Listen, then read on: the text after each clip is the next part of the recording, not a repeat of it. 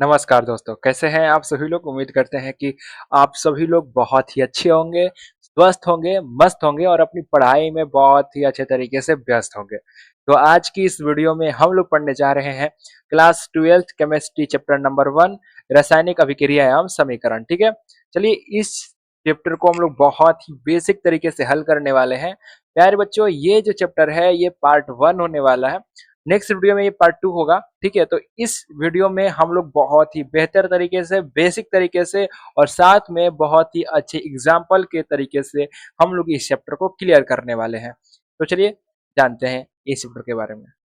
तो चलिए, ये साइड में थोड़ा झिलझिला टाइप का हो रहा होगा, इसको इग्नोर कीजिएगा, ठीक है?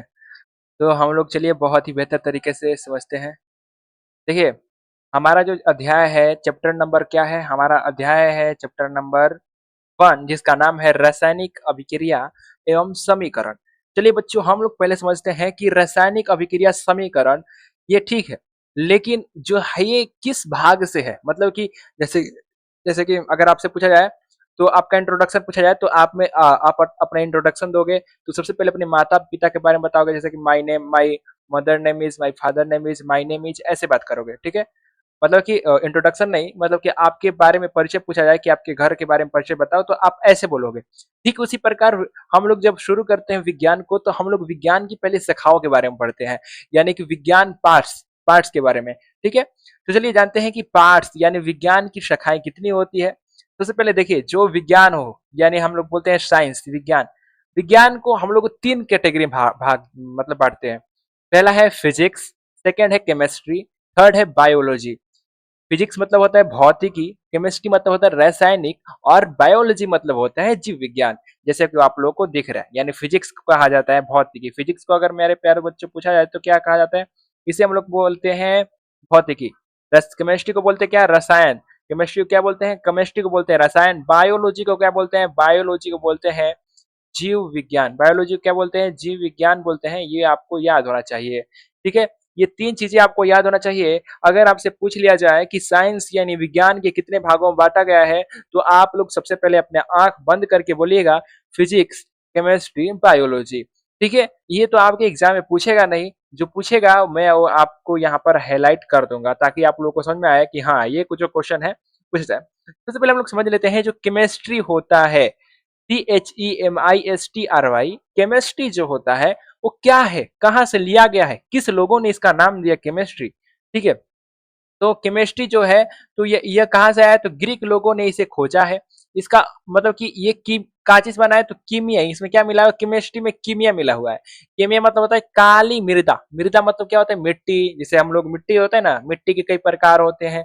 लेटरलाइट मिट्टी, जलोढ़ मिट्टी, बलुई मिट्टी। जैसे कि जलोढ़ मिट्टी नदियों द्वारा बहाई गई लाई गई मिट्टी को जलोढ़ मिट्टी कहा जाता है। बलुई मिट्टी जिसमें बालू मिक्स हो, ये हम लोग को जियोग्राफी में पढ़ना है। अभी ये इसका विषय नहीं है, तो ठीक है। चलिए हम लोग जानते हैं रसायन शास्त्र का अर्थ क्या होता है। अभी परिभाषा नहीं जानेंगे, सबसे पहले हम लोग जानेंगे कि रसायन शास्त्र का अर्थ क्या होता है। तो समझिए, रस रस रस का रसायन शास्त्र, रसायन शास्त्र का अर्थ होता है रस प्लस आयन। रस प्लस आयन, रस का भैया क्या अर्थ होता है?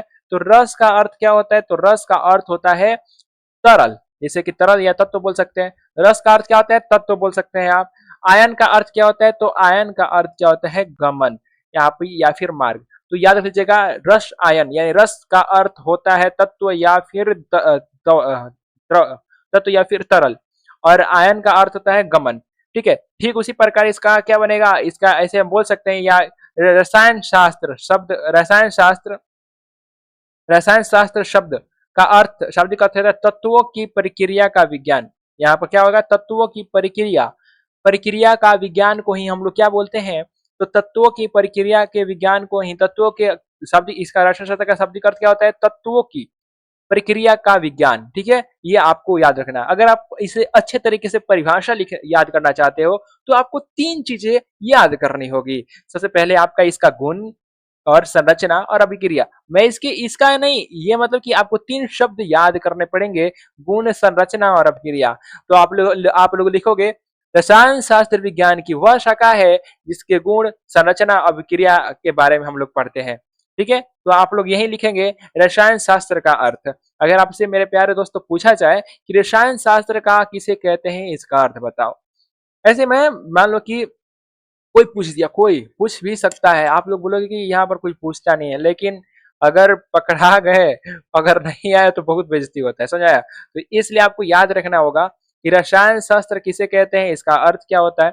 तो देखिए, रसायन शास्त्र, रसायन शास्त्र क्या होता है, विज्ञान की वह शाखा, शाखा मतलब क्या होता है, पार्ट, पार्ट यानी कि भाग, हिस्सा, विज्ञान की वह हिस्सा जिसे हम लोगों ने पढ़ा ना, विज्ञान की 3 भागों में बांटा गया है, फिजिक्स, केमिस्ट्री, बायोलॉजी। फिजिक्स मतलब भौतिकी विज्ञान, बायोलॉजी मतलब जीव विज्ञान और केमिस्ट्री मतलब रसायन शास्त्र। ठीक है, कि वह शाखा जिसमें पदार्थों के गुण, संरचना एवं अभिक्रियाओं का अध्ययन किया जाता है, उसे हम लोग रसायन शास्त्र कहते हैं। मैंने क्या बोला कि आपको 3 चीज याद करना होगा यहाँ पर सिंपली, गुण, संरचना, अभिक्रिया। तो आप लोग रसायन शास्त्र की परिभाषा क्या लिखेंगे, विज्ञान, यहाँ पर आपको विज्ञान, विज्ञान को ये क्या है, विज्ञान के भाग में बांटा गया ना, तो विज्ञान को 3 भागों में बांटा गया, आपने देखा, फर्स्ट है फिजिक्स, सेकंड है केमिस्ट्री, थर्ड है बायोलॉजी, यानी पीसीबी, पीसीबी बोला जाता है, पीसीबी, ठीक है, फिजिक्स, केमिस्ट्री, बायोलॉजी। तो याद रख लिया, विज्ञान, याद रख लीजिएगा, विज्ञान को 3 भागों में बांटा गया है, फिजिक्स, केमिस्ट्री, बायोलॉजी, और वही है केमिस्ट्री। तो हम लोग लिख सकते हैं यहाँ पे, विज्ञान जो है वो 3 चीजों से मिलकर के बना है, तो हम लोग लिख सकते हैं विज्ञान की वह शाखा, मतलब कि विज्ञान की शाखा है जो क्या बताती है, इसके गुण बताती है, संरचना बताता है और अभिक्रिया बताती है। सिंपल से यहाँ पर आपको परिभाषा याद हो गया। ठीक है, चलिए यहाँ पर आप एक बार परिभाषा पढ़ लीजिए। परिभाषा देखिए, विज्ञान की वह शाखा, विज्ञान की वह शाखा जिसमें पदार्थों के गुण, संरचना एवं अभिक्रियाओं का अध्ययन किया जाता है, उसे हम लोग क्या बोलते हैं, तो उसे हम लोग बोलते हैं रसायन शास्त्र कहते हैं।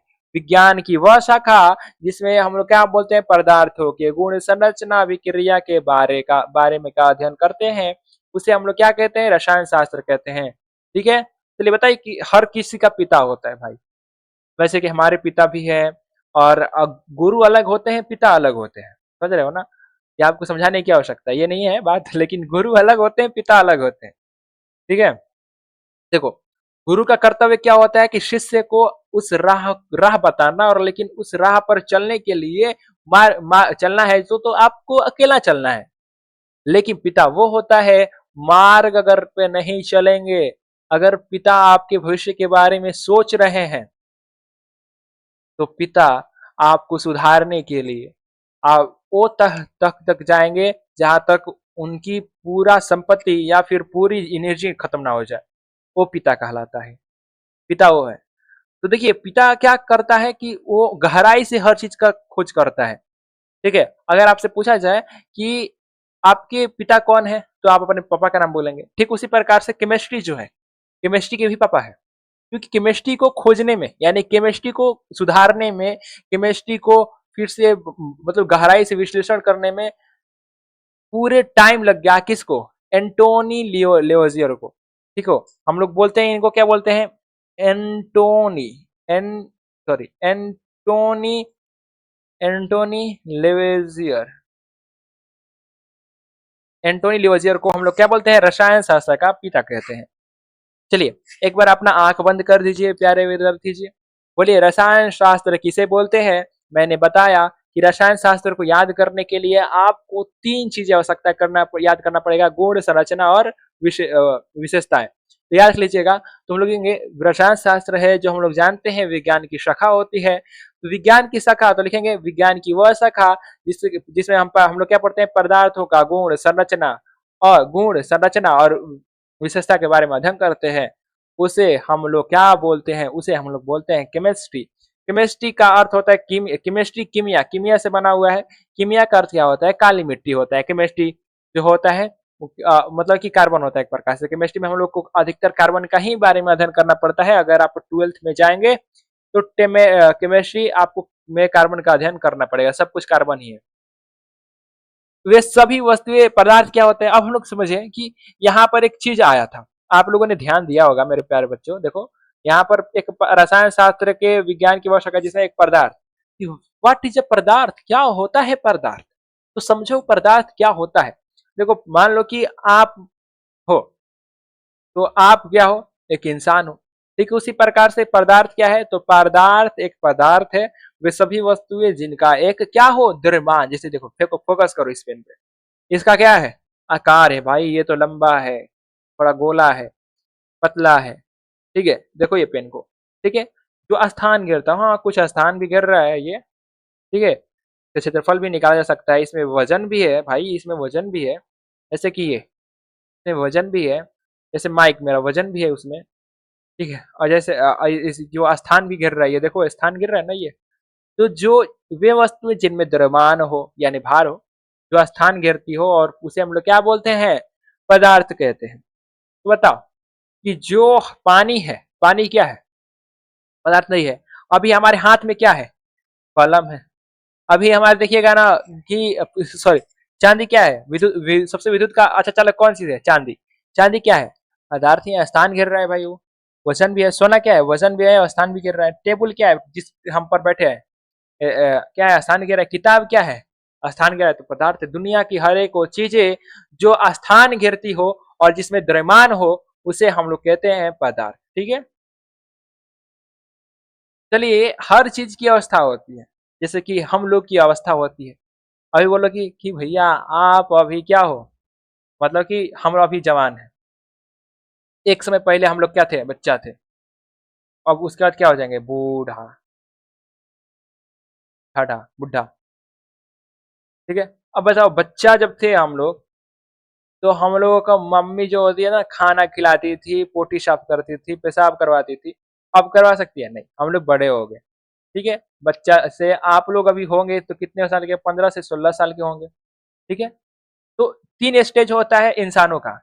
उसी प्रकार से पदार्थ जो है, पदार्थ का भी तीन तीन स्टेज होता है। ठोस, द्रव, गैस। जिसे हम लोग ठोस को सॉलिड बोलते हैं, द्रव को हम लोग लिक्विड बोलते हैं, और गैस को हम लोग गैस ही बोलते हैं। तो याद रख लीजिएगा, पदार्थ की कौन कौन सी अवस्था होती है? तो पदार्थ की 3 अवस्था होती है: ठोस, द्रव, गैस। या ठोस मतलब सॉलिड, द्रव मतलब लिक्विड, गैस मतलब गैस। गैस जो कि स्वतंत्र है।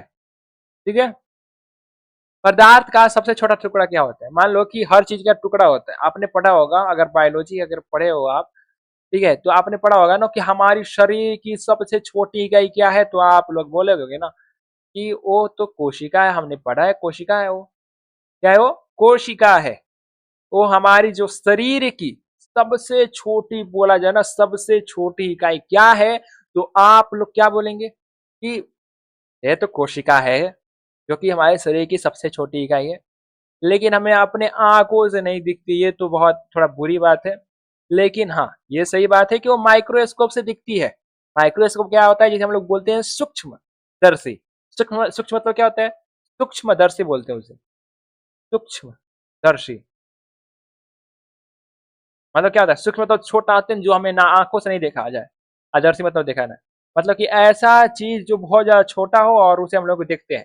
कहाँ देखते हैं? उसे हम लोग बोलते हैं सूक्ष्मदर्शी, जो हमें दिखाई देता है, मशीन का नाम है। उसे हम लोग कोशिका देख सकते हैं, हम लोग उसे परमाणु देख सकते हैं। क्या रख लीजिएगा, पदार्थ का सबसे छोटा टुकड़ा क्या है? परमाणु है। पदार्थ को कितनी अवस्था है? तो आप बोलोगे 3 है: ठोस, द्रव, गैस। चलिए, पदार्थ को हम लोग एटम बोलते हैं। क्या बोलते हैं? एटम। ठीक है, अब देखो पदार्थ की जो है ना 3 अवस्था जो होती है, ये क्या है? न्यूट्रॉन और प्रोटॉन। ये जो बाहर चक्कर गोल गोल भैया काट रहा है, बोल रहा है कि हम तो मेहनत करके जिएंगे, ये लोग बोल रहे हैं कि नहीं, यहाँ हम तो ऐसे करेंगे। तो इसलिए ये मेहनत करके जी रहे हैं, इसके पास एनर्जी है। और ये दोनों उदासीन है। ये क्या है? एक है न्यूट्रॉन, एक है प्रोटॉन। ये क्या है? इलेक्ट्रॉन। ठीक है, तो परमाणु कितने प्रकार के होते हैं? तो परमाणु 3 मौलिक कणों से मिलकर के बनाया है। Number 1 electron, number 2 proton, number 3 neutron. Electron, proton, neutron, जिसे हम लोग इलेक्ट्रॉन को ई से, प्रोटॉन को पी से, न्यूट्रॉन को एन से सूचित करते हैं। देखो, कोई भी इंसान हो, कोई भी जानवर हो, अगर वो नहीं कुछ करेगा, नहीं चलेगा, नहीं फिरेगा, तो हमेशा के लिए वो उदासीन हो जाएगा। जैसे कि न्यूट्रॉन और प्रोटॉन हमेशा क्या होते हैं? उदासीन रहते हैं। ऐसे तो सभी उदासीन ही रहते हैं। तो ये देख समझिए, परमाणु के नाभिक में प्रोटॉन और न्यूट्रॉन रहता है, जबकि इलेक्ट्रॉन परमाणु के बाहर हमेशा चक्कर लगाता रहता है। चलिए, हम लोग समझते हैं कि आवेश जो होता है, चार्ज, जिसे हम लोग क्या बोलते हैं, जिसे हम लोग बोलते हैं चार्ज। अंग्रेज लोग होगा ना तो उससे बोलेगा व्हाट इज चार्ज, चार्ज ऐसे बोलेगा, लेकिन हम लोग समझेंगे कि आवेश। आवेश क्या होता है? चार्ज। आप लोग बोलेंगे कि भैया आप वो चार्जर बोल रहे हो क्या जो हम लोग मोबाइल में यूज करते हैं? तो वही है चार्जर। लेकिन आपको क्या करना है, वो चार्जर थोड़ा बहुत नहीं है लेकिन उसमें विद्युत सप्लाई हो रहा है, तो मैं इसलिए बोल रहा हूँ है। तो चार्ज क्या होता है? देखो चार्ज जो होता है, जो कि दो भागों में बांटा गया है।